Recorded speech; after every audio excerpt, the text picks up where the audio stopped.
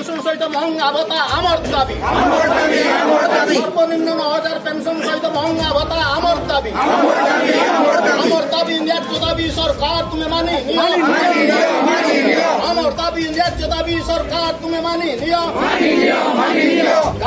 দাবি ন মানিলে লড়াই হব দাবি ন মানিলে লড়াই হব লড়াই চাহু লড়াই করি বঞ্চিবা চাহু all India all Odisha EPF pensioner association জিন্দাবাদ all Odisha EPF pensioner association জিন্দাবাদ সর্বনিম্ন 9000 পেনশন সহিত মহঙ্গা ভত্তা আমার দাবি আজ রালি কাহিଁକି କରୁଛନ୍ତି?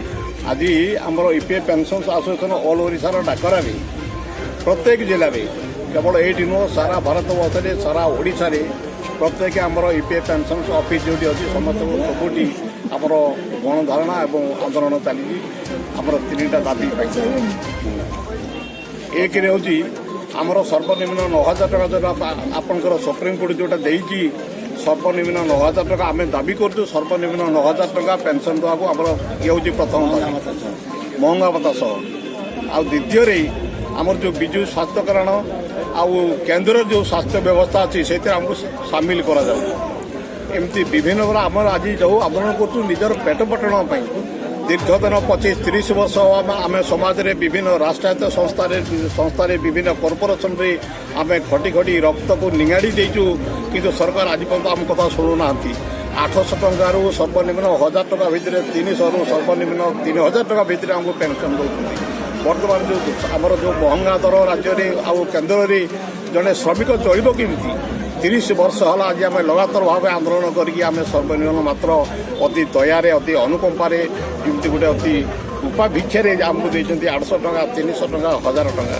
ତେଣୁକୁ ଆମକୁ ଏଇଟା ଚଳିବା ପାଇଁ ମାନେ ନିଅଣ୍ଟ ହେଉଛି।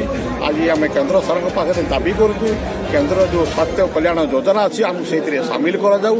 ଆମର 9000 ଟଙ୍କା ପେନ୍ସନ୍ ସର୍ବନିମ୍ନ ପ୍ଲସ୍ ତା ସହିତ ଡିଏ ମହଙ୍ଗା ଭତ୍ତା ଦିଆଯାଉ। ଏହିସବୁ କିଛି ଛୋଟିଆ ଆନ୍ଦୋଳନ ଯେଉଁଟାକି ଚାହିଁଲେ ସେମାନେ ସାଙ୍ଗେ ସାଙ୍ଗେ କରିପାରିବେ। ଅଥଚ ଯେ 2 ବର୍ଷ ଆଜି ଶ୍ରମଦାନ ଦେଇଛି ନ ଦେଇଛି ଜଣେ ବିଧାୟକ ଜଣେ ଏମ୍ପି ସେ ଜୀବନରେ ଲକ୍ଷ ଟଙ୍କା ମାନେ କୋଟି ଟଙ୍କା ଇନକମ୍ କରିକି ସେ ଆଜି ସେ ରହୁଛି କିନ୍ତୁ ଜଣେ ଶ୍ରମିକ ଏ ଦେଶ ପାଇଁ ସମାଜ ପାଇଁ ଯେ ବଳିଦାନ ଦେଇଛି ସେ ଆଜି ରାସ୍ତାରେ ଆଜି ଭିକାରୀ ପାଲଟିଛି।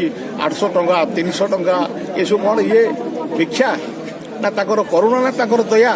ତେଣୁ ଆଜି ସମସ୍ତେ ସାରା ଓଡ଼ିଶାରେ ପ୍ରତ୍ୟେକ ଅଫିସରେ ଆମେ ଆନ୍ଦୋଳନ କରୁଛୁ। ଏ ଜାରି ନିଶ୍ଚିତ ରହିବ ଜାରି ରହିବ ଯେତେ ଦିନ ପର୍ଯ୍ୟନ୍ତ ଥିବୁ ସରକାରକୁ ଆମେ କହୁଥିବୁ ଏଇଟା ଛାଡ଼ିବୁ ନାହିଁ।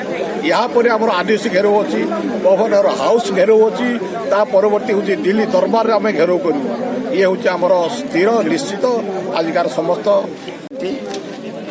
ଅଲ୍ ଓଡ଼ିଶା ଇପିଏଫ୍ ପେନ୍ସନ୍ ଆସୋସିଏସନ୍ର organising secretary Keonjhar EPF association ତରଫରୁ ଡକରା ଯାଇଥିବା ସକାଶେ ଆମେ ମୁଁ ମୋର ବନ୍ଧୁ ସାଥୀ କୃଷ୍ଣେନ୍ଦ୍ର ସାହୁ ସେ ମଧ୍ୟ ଆସିଛନ୍ତି। ସେ ଆମର treasurer all Odisha EPF pension ଆସୋସିଏସନ୍ର ଆମର ଏଠି ଯେଉଁ ଧାରଣା ଦିଆଯାଇଛି ଏହା ସମସ୍ତେ ଅଳ୍ପ ବହୁତ ଜାଣିଛନ୍ତି ଉପରୋକ୍ତ ଭାବରେ ଜଡ଼ିତ ମଧ୍ୟ। ଆମର ପ୍ରଥମ ଦାବି ସରକାର କେନ୍ଦ୍ର ସରକାରଙ୍କ ପାଖରେ ହେଲା ସୁପ୍ରିମକୋର୍ଟ ଆଧାରରେ ସୁପ୍ରିମକୋର୍ଟ ଯେଉଁ ବର୍ଦ୍ଧିତ ଦରମା ବଢ଼େଇଥିଲେ ଯେଉଁ ବର୍ଦ୍ଧିତ ଦରମାକୁ ଦେବା ପାଇଁ ସ୍ଥିରୀକୃତ କରିଥିଲେ ତାକୁ ବନ୍ଦ କରିଦିଆଯାଇଥିଲା। ତା ସେଥିପାଇଁ ସରକାରଙ୍କ ପାଖରେ ଆମର ବିଭିନ୍ନ ସମୟରେ ଦୀର୍ଘଦିନ 6 ବର୍ଷ ଧରି ଆମେ ଦାବି କରି ଆସୁଥିଲୁ। ବର୍ଦ୍ଧିତ ଦରମା କେନ୍ଦ୍ର ସରକାରଙ୍କର ଯେଉଁ ସୁପ୍ରିମକୋର୍ଟ ଆଧାରରେ ବର୍ଦ୍ଧିତ ଦରମା ସହ ମହଙ୍ଗା ଭତ୍ତା।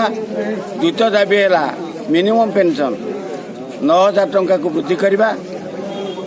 ତୃତୀୟ ଦାବି ହେଲା ଆମର ସ୍ୱାସ୍ଥ୍ୟଗତ ସୁବିଧା ସ୍ୱାସ୍ଥ୍ୟର ନିରାପତ୍ତା ଆକୁ ଆଖି ଆଗରେ ରଖି ଆମକୁ ସ୍ୱାସ୍ଥ୍ୟଗତ ସୁବିଧା ଦେବା ପାଇଁ ନିଃଶୁଳ୍କ ସ୍ୱାସ୍ଥ୍ୟଗତ ସୁବିଧା ଦେବା ପାଇଁ ଆମର କେନ୍ଦ୍ର ସରକାର ଏବଂ ରାଜ୍ୟ ସରକାର ଉପରେ ଦାବି କରି ଆସୁଛୁ। ଏହା ଏ ପର୍ଯ୍ୟନ୍ତ ଫଳପ୍ରଦ ହେବା ପାଇଁ ନାହିଁ ଯେଉଁଥିପାଇଁ ଆମର ଆଜି ଆମର ସମାବେଶ ସାରା ଭାରତ ବର୍ଷରେ ଆଜି 25 ତାରିଖରେ କରାଯାଉଛି। ସବୁ ଇପିଏଫ୍ ଅଫିସ୍ ଆମର ଓଡ଼ିଶାରେ 4 ଗୋଟି ଇପିଏଫ୍ ଅଫିସରୁ ମଧ୍ୟ ଏହି ପ୍ରକାର ଧାରଣା ଦିଆ ଚାଲିଛି। आमे सेथिपई एटी एकत्रित होई एकु सफल करिया पई आमे अंगी अंगे जड़ित। सरकार पाखे आमर दाबी 10,000 टंका मिनिमम पेंशन सहित महंगा भत्ता दि जाऊ एवं राज्य सरकार पाखे आमर विजु स्वास्थ्य कल्याण योजना आमर समस्त को मागणा स्वास्थ्य सुविधा जोगाई दि जाऊ एवं आम समस्त को बीमा सामिल करा जाऊ स्वास्थ्य बीमा समस्त को सामिल करा जाऊ।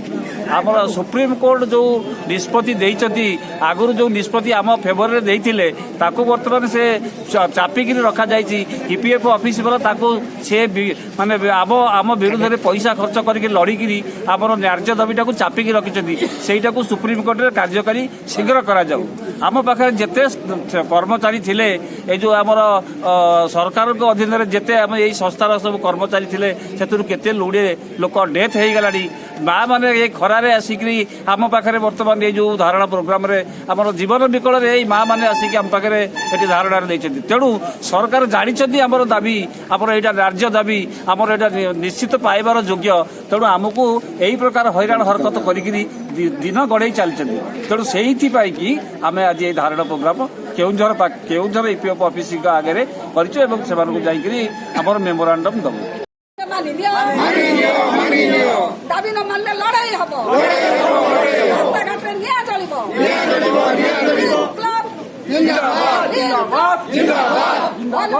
पेंशन आश्वासन जिंदाबाद शाखा पेंशन आश्वासन जिंदाबाद।